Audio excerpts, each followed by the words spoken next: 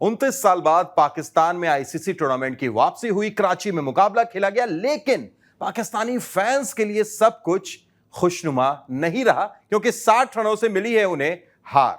स्वागत है ESPN cricket info match day Hindi में और हमारे साथ इस मैच के रिव्यू के लिए मौजूद है संजय मांजरेकर। बहुत बहुत स्वागत संजय भाई। संजय भाई, 28 साल बाद 1996 में आखिरी बार कोई आईसीसी टूर्नामेंट पाकिस्तान में खेला गया, अब खेला जा रहा था ये चैंपियंस ट्रॉफी। सबकी नजर थी एक अच्छे मुकाबले की, पर इतना एक तरफा मुकाबला 320 260 पाकिस्तान कहां पे चूक?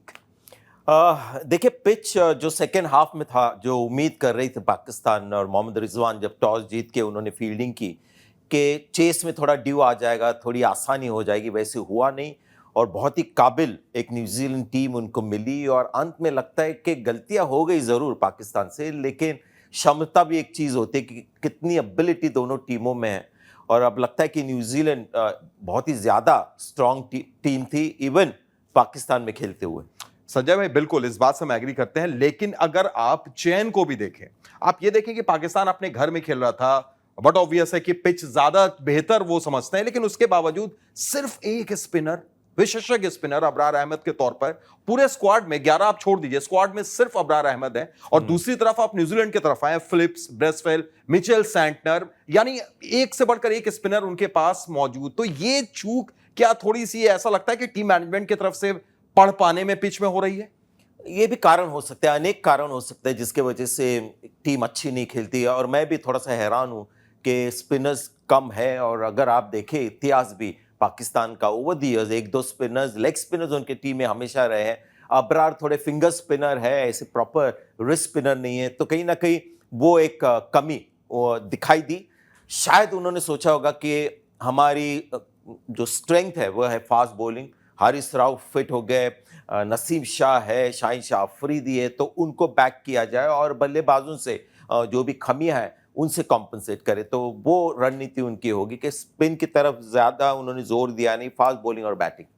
ठीक है, चलिए अब आते हैं इस मैच पर। वो सारी चीज जो मैच से पहले की बातें थी, जो ये सिलेक्शन वगैरह, मैच में आप 73 पर 3 न्यूजीलैंड को कर देते हैं और ऐसा लगता है कि शायद एक मौका है 250 260 तक रोकने का। फिर वहां पर एक साझेदारी पनपती है लेथम और यंग के बीच में, और उसके बाद फिर लेथम और फिलिप्स के बीच में वो 74 गेंद पर 125 रन की साझेदारी। क्या पाकिस्तानी बॉलर्स ने एक बड़ा मौका गवा दिया? देखिए, मौका गवा नहीं दिया। क्या होता है कि 50 ओवर्स क्रिकेट में अगर आप बीच में विकेट्स ना लो तो फिर सेट बैटर्स आखिरी 10 ओवर में खेलते हैं, और वो उनके साथ हुआ। 100 रन के टॉम लेथम लास्ट 10 ओवर्स में थे और ग्लेन फिलिप्स जो बहुत ही फॉर्म में थे वो सेट थे, तो मुश्किल हो जाता है डेथ बॉलर्स को।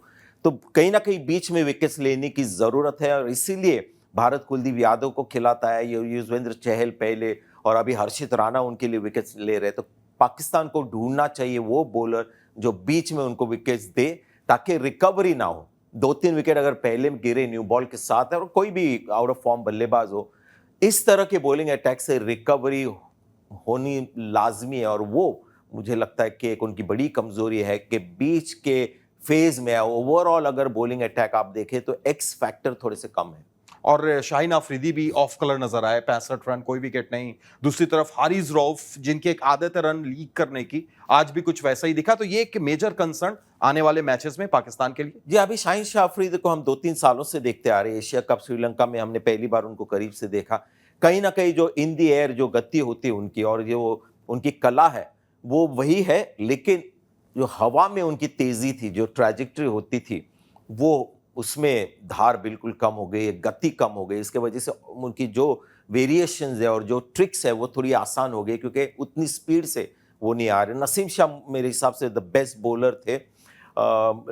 पाकिस्तान की हमेशा एक बड़ी खूबी रही है उनकी बॉलिंग, लेकिन इस टूर्नामेंट में जो हमने देखा लग नहीं रहा कि बॉलिंग उनकी बड़ी स्ट्रेंथ है।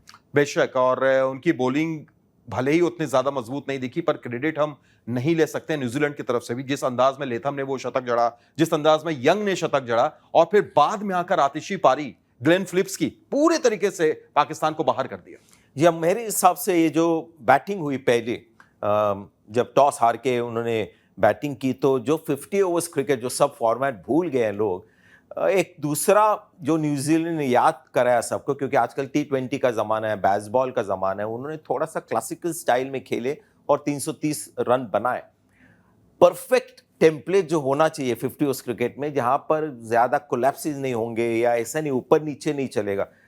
तो आज जो न्यूजीलैंड खेली है बैटिंग को लेकर, फील्डिंग और बॉलिंग, ऑलमोस्ट परफेक्ट क्रिकेट, यहां तक कि ओवर रेट भी उनका तेज था। बिल्कुल, और यही टेम्पलेट की जिसकी आप बात कर रहे हैं पाकिस्तान में लैग किया। हालांकि फखर जमान की इंजरी की वजह से वो नंबर 4 पर आए, ओपन नहीं कर पाए, पर संजय भाई 10 ओवर 22 रन 2 विकेट ये पाकिस्तान चेस करते हुए था, और उनकी सरजमी पर पावर प्ले में सबसे छोटा स्कोर पाकिस्तान का। ये कहीं ना कहीं ऐसा लगा कि शायद थोड़े से पैनिक कर गए, या फिर क्या आप मानते क्या है कितनी स्लो बैटिंग?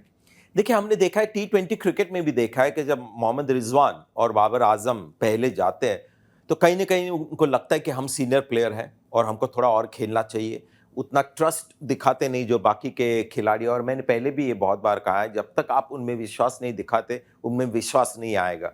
तो मोहम्मद रिजवान और बाबर आजम जब तक टॉप 4 में है, T20 में तो थोड़ा सा तेजी से खेलना ही पड़ता है, प्रेशर बढ़ जाता है। 50 ओवर्स में आपको मौका मिल जाता है, जब 2 विकेट गिरते हैं तो बल्लेबाज सोचता है कि थोड़ी देर में ऐसे ही खेलते रहूं, और बाबर आजम कहीं ना कहीं अपने बबल में घुस गए और शायद अपनी फॉर्म लाने के पीछे ज्यादा सोच थी, या 50 या 100 रन बनाने का फोकस ज्यादा था, और उस चेष्टा में थोड़ा सा रिक्वायर्ड रन रेट होता है, जरूरी रन रेट को भूल गए। हम लोग बात कर रहे हैं बाबर आजम की, लेकिन उनके खाते में एक अर्धशतक जुड़ गया, 64 रन बतौर ओपनर। पर संजय भाई जिसकी तरफ आपने इशारा किया, अगर इंटेंट आप देखें सलमान आगा का, आप इंटेंट देखें खुशदिल शाह का, जिस अंदाज में उन्होंने बल्लेबाजी की, ये अगर थोड़ी सी चीज, अगर स्ट्राइक रेट बाबर आजम का बेहतर होता तो क्या एक और क्लोज मैच हो सकता था ये? देखिए, बहुत बार ऐसे होता है जब आपने बड़ा स्कोर किया है और जो चेसिंग टीम है बिल्कुल रेस में नहीं है, तो अंत में आपको पता है कि मैच जीतने वाले। मिचेल सैंटनर को पता था कि मैच जीतने वाले, उन्होंने फिर भी हल्के बॉल डालकर आउट लेने की कोशिश की हारिस राव को, और वहां पर छक्के पड़े। मैं समझता हूं सलमान आगा की पारी बहुत ही इंप्रेसिव थी, और उससे हम ये अंदाजा लगा सकते हैं कि पिच में इतनी खराबी नहीं थी, क्योंकि वो आके बिल्कुल छा गए। उसके बाद बिल्कुल मैच हारा हुआ मैच था, और उस दौर में जो खुशदिल ने रन बनाए, अच्छे बनाए, वेल डन, बट उस पर ज्यादा मैं क्या बोलते तवज्जो नहीं दूंगा, क्योंकि तब तक न्यूजीलैंड को पता था ये मैच हम जीतने वाले, और अंत में भी 60 रन से कम पड़ गए। बिल्कुल, आखिर में चलते चलते अगर आगे के मैचेस की बात करें, ये एक ऐसा फॉर्मेट है जहां पर 4 टीमों में से 2 ही टीम को आगे बढ़ना है। एक मैच आप हार चुके हैं, पाकिस्तान का मैच अब भारत से बचा है और बांग्लादेश से बचा है। वहां पर अगर एक मैच आप और हारते हैं तो शायद आपके लिए आगे का सफर खत्म। वहीं न्यूजीलैंड के लिए एक मैच आप और जीतते हैं तो आप अगले दौर में जा सकते हैं। तो ये एक दबाव होगा पूरे तरीके से पाकिस्तान पर अब। बिल्कुल होगा, और जो टीम हमने आज देखी उनको थोड़ा सा मुश्किल होगा। भारत के खिलाफ तो जरूर बांग्लादेश बीट कर पाएंगे, लेकिन न्यूजीलैंड, और जो सबकॉन्टिनेंट में न्यूजीलैंड ने जो फॉर्म पकड़ा है, मुझे लगता है कि इस ग्रुप में नंबर 1 और 2 टीम है भारत और न्यूजीलैंड। यहां तक कि भारत को भी थोड़ा सा न्यूजीलैंड को बीट करने के लिए मुश्किल होगा। बिल्कुल, तो एक जबरदस्त मुकाबले की सबको उम्मीद रहेगी जब मैच आगे बढ़ेगा। फिलहाल बहुत बहुत शुक्रिया संजय भाई जुड़ने के लिए। आप जरूर देखिएगा भारत और बांग्लादेश का जब मुकाबला होगा, एक तगड़ा मुकाबला, उसका प्रीव्यू आप ESPN क्रिकेट यूट्यूब पर आ चुका है, जरूर उसको देखें, और इसी तरीके से आप हमें फॉलो करते रहें, देखते रहिए ESPN cricket match day Hindi.